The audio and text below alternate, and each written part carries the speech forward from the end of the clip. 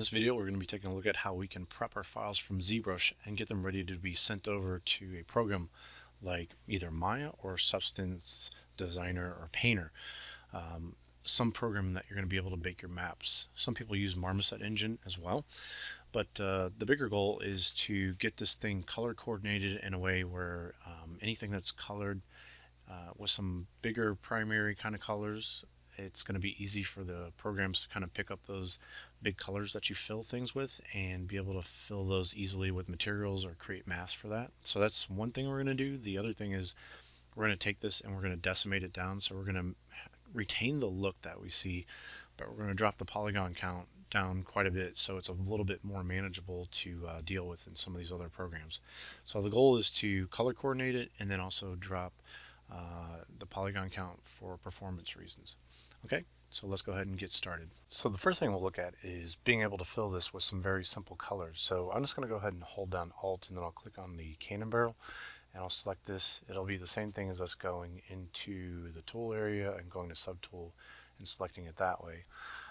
So I'll go ahead and select that. I'm going to give these again some colors like this. You can go to the color picker that you see within here, or you can go to colors. You could open up modifiers if you wanted to use some of these different things for choosing color. You could do that as well, but it's pretty easy to find, like within here, the saturation range that you got, and then to kind of move this thing around within this ring to choose a color. So the other thing is, if we want to have a very specific color, we could use these sliders within here, and so you can see this. If I want a pure red, I could do 255, then 0 for green and 0 for blue. That's going to give me a primary red. So on that object, if I want to go ahead and fill this, you can see that if we have RGB turned on for any of our brushes, we can go ahead and fill with color, and we've got 100% intensity for that. So we can go on my interface, I can say fill object, or we can go to color and we can say fill object, just like this. Now if you notice, as we turn this wheel and we change the colors, it's going to stay red on there. So we know that we've taken that and we've kind of filled that in. When you fill it in, it's going to open up this little icon. That's a little brush icon. That means it's got polypaint information on it. So that's something else that you want to make sure that you have.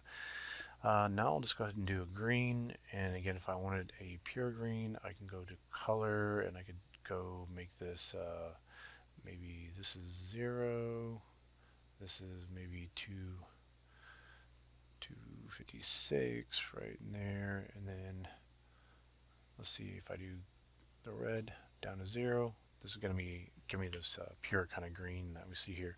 I'll go ahead and hold down Alt and I'll click on this piece that I made, and I'll just hit Alt S, my hotkey for solo. So it's actually not selecting it. There we go. So I'll say fill object again. That's under color, like here, and say fill object. So now I got that kind of moved off here. Next, I'm going to select this piece back here, hold down Alt, and then click on that. And then I'm going to do a yellow color, and let's go to color and see what we got for this. So if we do 255 and do 255 for red and green, then that should give us this yellow color, and we'll go say fill object like that.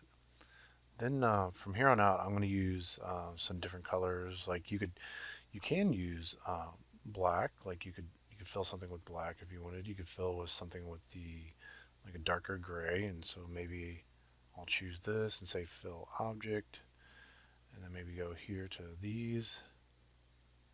I can make it a bit lighter, so we can do that on these. And then if I wanted to do something like maybe, let's say, like an orange color, this is where it becomes not super specific for what the values are. It's just more kind of like you maybe eyeballing this and then filling some things. Hold this block down, maybe make that a little bit darker. I'll push it to a pink kind of color, so fill object for that. And then maybe for the side walls, then maybe I'll do a kind of a bluish color like this. And if I did the floor, let me fill this real quick. If I did the floor, can push it to a purple, something like that. And then maybe I do all these metal things. I think I'll separate all these metal pieces all by themselves. And maybe I'll tint it towards something. Actually, these metal pieces were in a selection together with this. So one thing you could do for these colors, if I hold on Control and Shift, actually, let me just select this. I'll hit Alt and select that. If I solo that, that'll show me just these guys right here. Now if I make a mask, I'm going to hold down Control and I can mask that out. Now if I wanted to fill that part with that color, I could do that. So that's a way of having one like actual object, and you can actually fill it with some different colors on there. I'll hold down Alt and Shift and bring everything back. And turn off the solo button for that. And then now if I hold down Alt, maybe click on this pipe and through here, and choose a little bit different color, blue. I can fill object for that. Now you need to select the wheels, hold down Alt and click on that for this. Change the saturation of it, and I'll say fill object. Fill that one. Hold on Alt, click that, fill object, and fill object. And so we're getting pretty close here. I think the only thing that I want to do maybe a bit different is select these bolts that you see here. So I'll hold on Alt and click on that for the bolts. And maybe I'll just make this like a greenish kind of color so I can say fill object. Now I can try moving this to different colors. Now if I need this color, let's say I want this axle back here to be the same color as this one, I can just hold this and click and drag it out and then use that as a color picker. And then now if I hold on Alt and click on this axle and say fill object, I should have everything be the same color. Okay, so I'm going to save my file and I'm going to save this work that you see here. It's really easy to turn on and off the poly paint information if you want. If you want to do it for everything, you can go within here with the paint icon and hold on Shift and then click on it. And at that point you can see I can push this around and change it to whatever color, this functionality that we kind of had before we started.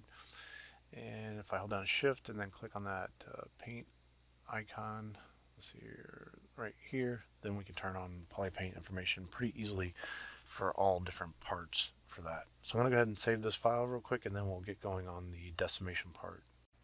Okay, real quickly, I wanted to show you something that I feel is maybe just slightly a little bit more advanced for some of this masking and color selection stuff.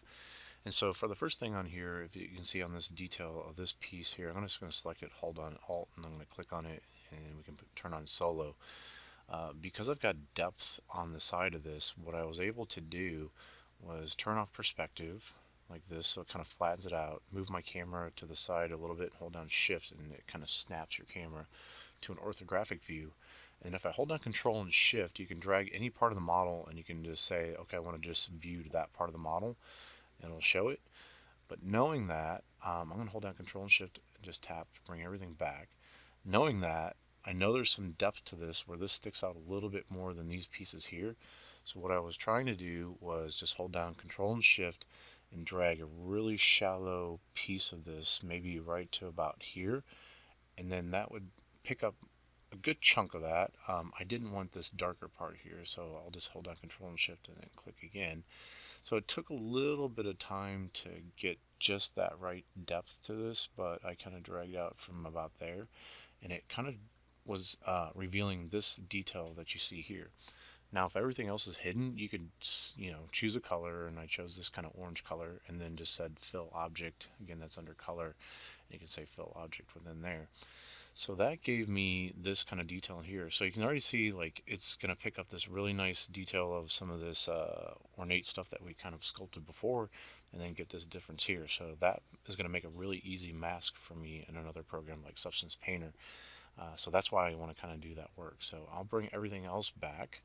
The other thing is I can show you the part of the cannon. I'll tap F just to frame this, and then hold down Alt to click on this part of the cannon here, and then we can turn on solo. So same thing, if I go to the side, turn off perspective, I can get this nice orthographic view. And what I was doing is holding down Control and Shift, and then if I drag out a section like this here, I can grab something like that. Now if you hold down Control and Shift, you can click and drag this out. You can add the spacebar modifier, and you can kind of keep refining this. So I'm adding spacebar, and I can move it around, and then I can kind of focus that and change the size. So that makes it real easy, at least for these up and down kind of things, and then maybe something that's like vertical or horizontal straight. It's really easy to kind of select some of that stuff this way, like this. So what I was doing, I'm going to show you this other trick. So let's say I want this little tiny section like here, and I want the inverse of that. I can hold down Control and Shift and just click in the open viewport to bring everything back, or hit undo. I can hold down Control Shift and then drag a marquee in the open viewport, and it'll give me the opposite of that. So now I'm like going to start taking away from this. Now I can hold down Control Shift, drag through. I can move the space bar, and let's say I want to subtract that shape. I'm holding down Control and Shift, never let go of it, and I add the Alt modifier, and it turns red. So that means it's going to take away for something. So hold down Control and Shift, drag out. I'm going to add the space bar modifier to move it around. When I'm happy with that shape, I can hold down Alt, and I'll take it away from there. And I'll do Control Shift, drag through, add the space bar modifier, and get it about the right size, and then hold down Alt, and I'll subtract from there. Now if I want the inverse of this, we can hold down Control and Shift, and again we just drag in the open viewport like that. And then now I can click and drag out, choose this as a color, and let's say I want this to be like this lighter color here, say Fill Object, or go to Color, Fill Object. If I want to bring everything back, Control Shift, and just click in the open viewport like that, and you can see how that's going to become like a new thing to paint color with there. I'm going to hit undo and just get back to where it was at, right about there. And I'll bring this back here. Now, the last thing I was going to show you, if I turn perspective back on, if I select one of these wheels, if I hold on Alt and click on that, and we'll just do solo for this here, I'm going to turn off the polyframe information for this. So we were under in here in this folder, and if I turn off the color information for this, I just want to show you that if we turn on the polyframe, there's already polygroups for this, and we have talked about polygroups and how that can be beneficial to you and kind of help you out. But maybe just a really quick recap of that. If I hold on Control and I paint a mask on here for this shape, let's say I just want to get this inner part of this wheel like this, and I want to turn that into a polygroup. To make it really easy to select and turn on and off, I can hold down Control and Alt, and I can click on that mask and I can sharpen it up, and that becomes a shape for me. Okay, now I can hit Control W, and if I turn on polyframe, you can see how that made that into a polygroup. I've got a polygroup here and a polygroup here. Again, I'm going to turn back on the poly paint information. This makes it really easy for me to hold down Control and Shift and just click on a piece. And if I click and drag it open here, like that'll give us the inverse, just kind of what we're looking at here. And if I hold on Control and Shift and now click that piece, it subtracts. So it makes it really easy for you to go through Control Shift and click that, inverse it, and then maybe I just want to isolate that part. You could use this for just showing, hiding stuff. Now I could fill this with a different color. If I hold on Control and just click on the open viewport, it'll mask the whole thing. If I click it again, I'll do that. If I hold on Control and click and drag, I can do masking on just like this part and through here like that. So it makes it really convenient for you to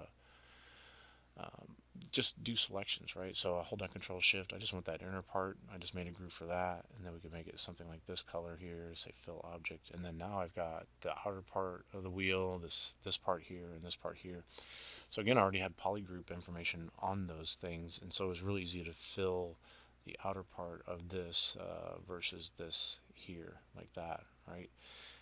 So that's how I was able to get all the different wheels to have different polygroup information on it, and make that nice and simple like that. So I'm going to go to my cameras here and just select one of the cameras that I had. And if you, this is part of my interface that I've built, but if you want under draw, this is where you can store camera information and move forward and backwards in the cameras that you store there. So again, I just wanted to show you a little bit more of these kind of advanced techniques for how you could fill with these polypaint colors and then set up some masking and get yourself all set up to where you got some pretty easy selection for yourself in the next stages when you go to paint. I know this is a little bit of work at this stage, but it's just going to help you later on down the road to get everything set up the way that you want it and make it very easy for you to add and subtract materials and colors and things like that. Okay, before we start decimating this model and getting the polygon count down, we're going to talk a little bit about organizing and naming the files for this. So if we organize this thing in a particular way and we give them these parts names and do an underscore high at the end of it, when we go to organize our low res game res geometry and we make a same kind of part with an underscore low, when we go into a program like Substance Painter and Designer and we go to bake, it can recognize those parts and it can do some special things when it's baking to kind of help make sure that only those parts bake with each other, and so you don't get some kind of like weird shading from maybe this part here to this part. Like let's say in the game you wanted to make sure that this thing exploded apart, and you could make sure that the side walls came off of here and like everything came apart, like the barrel and everything came apart. There's this thing called ambient occlusion that gets baked, and it looks at the distance between two different objects and it makes dark shading on there, and it looks really good as far as like building like shading information, and it makes it look like this thing's sitting really close to this, and like light and things like that get occluded from it, so it produces this really good visual look. The problem is it treats it as if this thing's together at all the times, right? So you might have it, like I said, in the game where this thing could explode apart, and then all of a sudden you got, like if you reveal this and you open it up, it's got all this weird dark shading on there and everything. So you want ways to be able to limit that and make it to where it bakes only for certain parts. And the way that people used to do this before, they would take the model and they would call it exploding the model. So they would move the barrel part away from here, move this over here, move this over here, and stuff like that. But they've given the ability to be able to name things with a high and a low and match part to part and have it bake that way. So maybe it doesn't make quite so much sense just right now, but just think about organizing things so you can see how I kind of organize this wall, this left wall, this right wall, this base part. I'm going to get all the wheels together, all the bolts together, this part of the cannon together along with the design. So I merged that part of the design down, and I'll talk to you about merging things in just a second here. Took this slide block and took this part here and merged them together and made them into one piece, and this will be one piece. All these metal clips that go on the top and the bottom, those are all one piece too. Okay, and I gave them the name of underscore high on the end of everything else. So if you want to merge something down, I've got an example here. I've got this axle for the front and for the back of this. So I'm going to just rotate around here just a little bit. So if I go to the axle, the front, and then the back, and if I want to merge these things together, this one sits on top of this one, so I got this one selected, and I can say merge, and I can say merge down, and I'll hit OK for that. And now I've got a, it's going to keep the name of that, and I can go to rename it, and I can do axle, I'll just do axles underscore HIGH, like that. Okay, and I got a capital H for that. You can change that later in Substance Painter, but it would be easier if you just make this capitalized right now. So now I got my axles together. Now ZBrush also opened up this ability to make folders. So if you want to make a folder, you can say new folder, and you can throw things in folders. And so I've got all the wheels in the folders like this. It makes it really easy to turn on and off all those parts that you got there. And you see here's all the different wheels that we've got.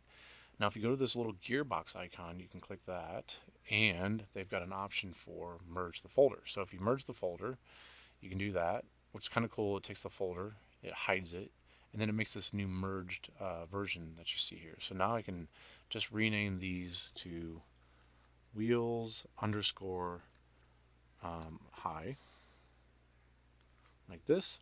Okay, so that's going to be a way that you can merge things together, and you can also take folders and use folder structures, and you can merge those things together. And this is non-destructive. What that means is it didn't destroy all these models and get rid of them. It kept them in the folder structure and just hid them for you. Now that might make your file size a bit larger if you do that, but it could be at least a way that you can kind of organize and get things making sure they kind of match up. So I know it's going to take you just a little bit of time to do that work, but make sure that you do that. So again, with the slide information, I had the slide with that rod. I merged those together just like we talked about before. Other parts, just like this wheel and the axles that we had.